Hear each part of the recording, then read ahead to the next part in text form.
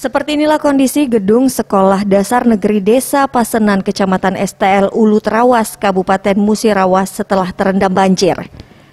Sejumlah fasilitas sekolah, mulai dari kursi dan bangku hingga buku dan ruang kelas kotor bercampur lumpur lantaran terbawa arus banjir. Akibat terendamnya gedung sekolah ini, para siswa dan guru pun bersama-sama bergotong royong membersihkan fasilitas sekolah hingga ruang belajar. Salah seorang guru SD Pasenan, Triminati, mengaku akibat banjir pihak sekolah tidak sempat menyelamatkan barang dan sejumlah dokumen penting milik sekolah seperti raport siswa, buku pelajaran, bahkan buku-buku bacaan di perpustakaan. Bersih-bersih kantor, ya, kelas. Akibat kebanjiran kemarin. Emang setinggi berapa, Bu, kita sekolah? Kira-kira kalau di sekolah ini 1 meter ya. 1 meter ya? Sepinggang kalau di sini. Ya. Terus akibat banjir apa aja, Bu, yang rusak, Bu? Buku-buku.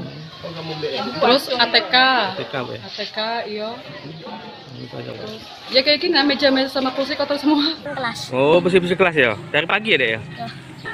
Kotor ini? Banjir. Oh, kena banjir. Jadi adik libur dulu, Dek, ya? Ya.